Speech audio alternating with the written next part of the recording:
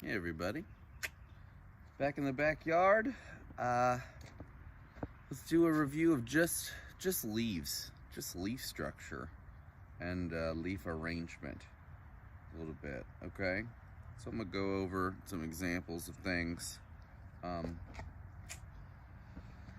So a lot of different ways. This is something I've already talked about before, and something in theory you should cover in 2130, I believe.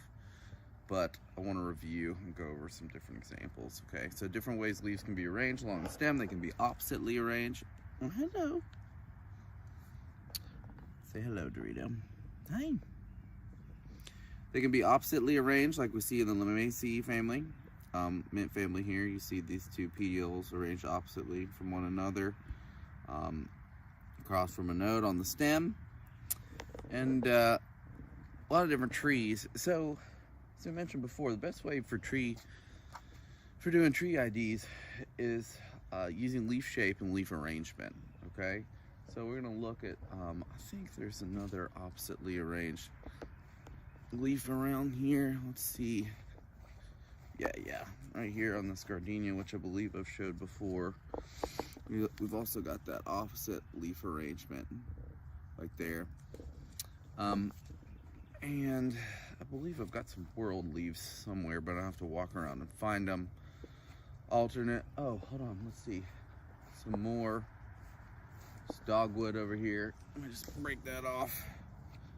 This dogwood's kind of hard to see, but right here, dogwood leaf is opposite too. Now there is a Cornus alternifolia, which is an alternate leaf dogwood as well, which I've probably also mentioned. Well, we're gonna go look at some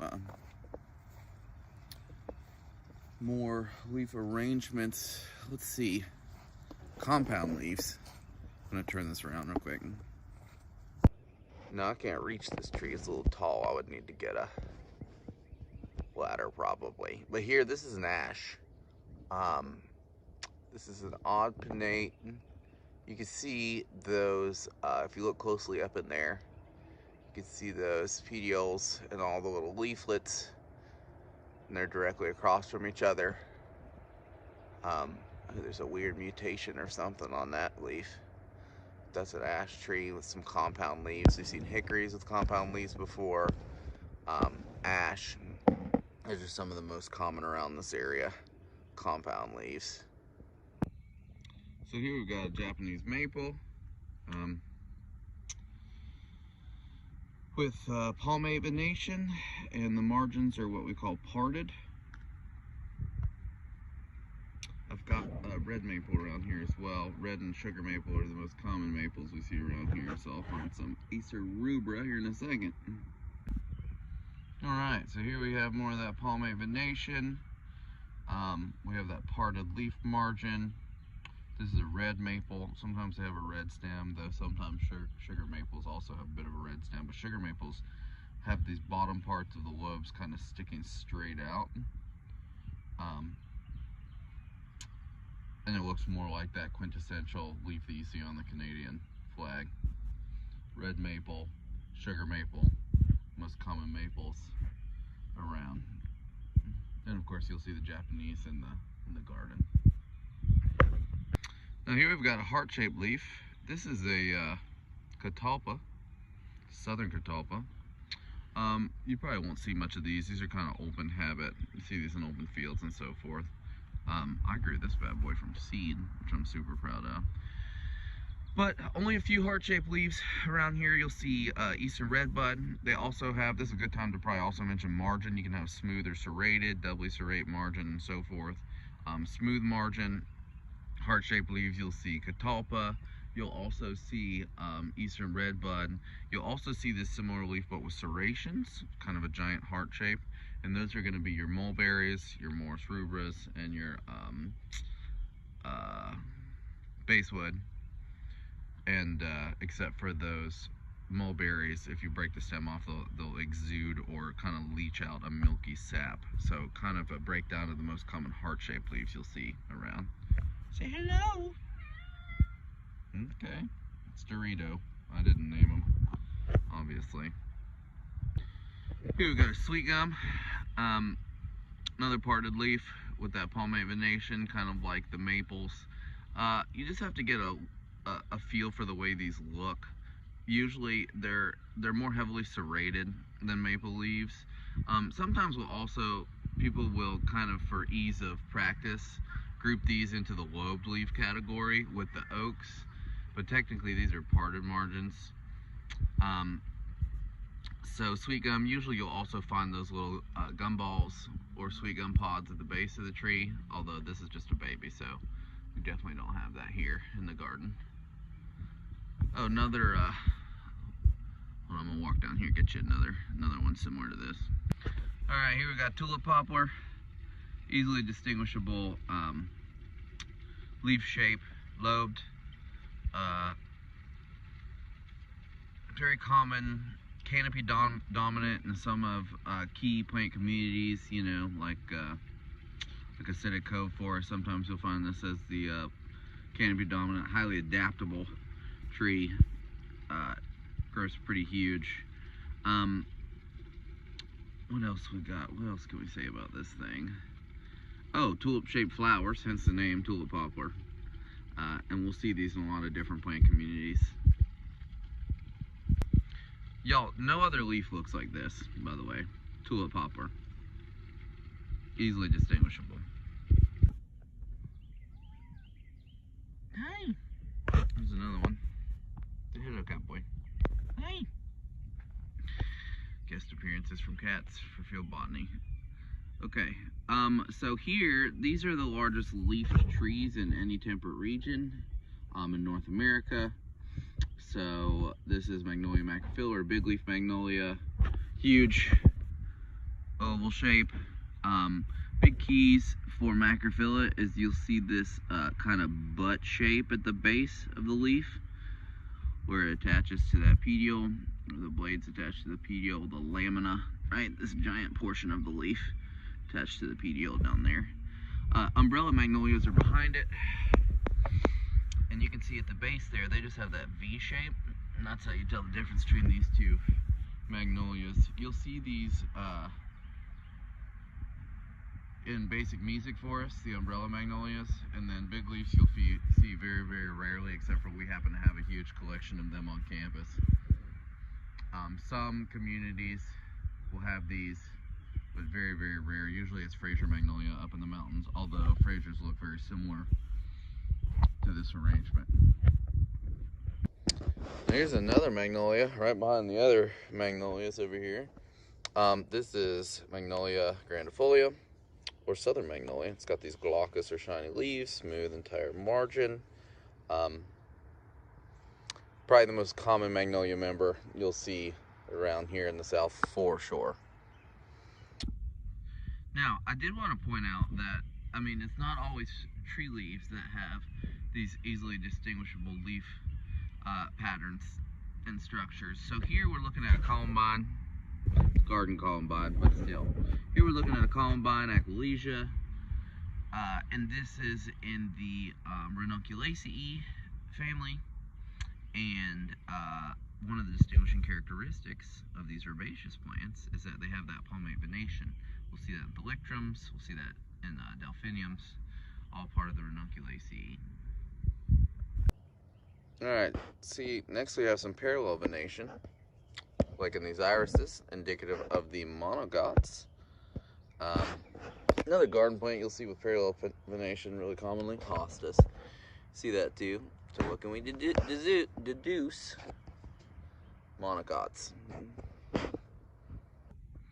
Yo, these are lupins. They have this palmatophyid leaf margin.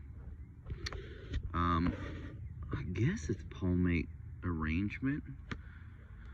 It's certainly palmate venation. It's really hard to see though, because that one central vein is really pronounced and the rest of the veins are hard. Of course, Dorito has come to eat something. Y'all, this spurge, this euphorbia, it has whorled leaf arrangement. A big circle, whorled, W-H-O-R-L-E-D, leaf arrangement around the center of the stem. Here we've got some arborvitae. These are pretty much lining the whole property. I hate these things, but they were planted before I was ever here. They've got these scale-like leaves that are indicative of the cypress family. Cupheraceae, rather. Anytime you see scales like that, if it's native and out somewhere, it's an eastern red cedar. If you're near some water, it's a bald cypress. If you're out west, it could be a redwood, or dawn redwood, and so forth, sequoias. Giant junipers and so forth that we see in landscaping are also in the cypress family. A little different from the Pinaceae or the needles that we see in the pine family. Now, this is a post oak from this giant up there. I think it's probably a couple hundred years old, y'all, at least. There's another white oak. I don't think I can get to any of those leaves. But anyways, oak leaves. This one technically is parted. Oh, it's kind of wet, I guess, from the rain last night. Though, I don't know, it's definitely on the line of being considered lobed. So if it's really smooth, like we see in Quercus alba or white oaks, those are definitely lobed. This post oak, I think, is lobed. And then if you get something that's highly parted and has sharp leaf margins, like a scarlet oak, that's what you'd consider that parted margin. I've also got a willow oak over here. So this is the most common tree in Mecklenburg County. This thing, I pulled up a little seedling. I hate these things, but my neighbors got them, so they always seed into my yard. If you drive through South Park and you see the trees everywhere, and if you've ever had field ecology with me, you know that this is what those little inchworms, the fall cankerworm, feed upon. And that's why we got a gajillion of those things everywhere. Now you can see it's a smooth margin, smooth or entire. That's what's indicative of the willow oak. Obviously it also makes acorns. Willows in the Salix genus, they have a serrated leaf margin, okay? So that would be the difference. But you see a lot of oak trees that look like other trees, so that's why you'll see willow oak or chestnut oak, because the chestnut oak's leaves look like chestnut trees. And so they're named that way. Willow oak, really common, giant versions of them towering all over South Charlotte. Now here's kind of my favorite standard leaf, if there ever was such a thing. This has that pinnate venation scattered throughout. The leaf margins are serrated. This is prairie dock. It's a rare prairie plant that I grew from seed. You'll see them in some rare prairie remnants, like roadsides where we try and maintain what once were prairies. Here's some canna, really common tropical plant that's kind of that dies down in the winter in the south, but still hardy enough to stay alive here through the winter. Really good pronounced example of that pinnate venation with that large central vein and all those other veins coming off from the side. Here's a leaf that throws a lot of people off. This is smooth leaf margin. We've got this alternate arrangement, growth habit, kind of low, can be skinny and high. It's easier if you find them with their fruits, but this is a persimmon tree, okay? Just to give you an example of what those leaves look like. Persimmon tree. I've got 2 of them, though they are not old enough to begin fruiting yet. Oh, here's another important one. This is an elm. It has this like paper mache feeling to it, you guys. It has this double serration, these big doubly serrated teeth. You'll see a lot of these in alluvial forests, but you'll see these kind of everywhere. The leaves look very similar to hackberries. Hackberries tend to have one side, or not have that paper mache feeling, though sometimes they can feel a bit papery. The real difference, y'all, is the bark. Hackberry bark has these big knots sticking off the end of it. It kind of looks warty, and that's a big giveaway. If you make it down to the Greenway, you'll see that the hackberry bark is significantly different than the elm, and that's how you tell the main difference there. All right, now we've got compound leaf. This is a hickory. Here, it's hard to narrow it down. Mocker nut, bitter nut, unless it has shaggy bark, in which case it's a shag bark hickory. But usually you need a hickory or a mature leaf, because those bitter nut hickories, or those mocker nut hickories rather, will have that, ew, there's something growing. Some weird mutation growing on this leaf. It's gross. Anyways, you need to be able to feel the surface of the leaf to see if it's tomentose, or has that hairy feeling to it, to determine whether or not it's mocker nut versus bitter nut. Mocker nuts usually have that tomentose or hairy underside or feeling on the leaves. As far as the most common hickories go, but there's actually 4 or 5 species of Carya, the genus around here. Ew, you guys, look at that. Some kind of gross, I do not know what that is, spiky disease on the hickory. If I had to guess based on the way it's named, it's probably called hickory spike, because that's how a lot of things are named. All right, so compound leaves, serrated leaf margins, hickory. Yo, I forgot to mention, if you ever see like a scaled down version of a leaf that kind of looks like this, because I don't actually have any here in the yard yet. If you ever see a leaf that kind of looks like that, long, oblong, kind of like a long drawn out oval, then it's usually especially if you're in like an alluvial area or an area where it gets a decent amount of moisture, then it's probably going to be a pawpaw. Okay, I don't have one here. I'll try to find one at some point so I can show you guys. I think there's some pawpaw leaves in the oak hickory video that I did.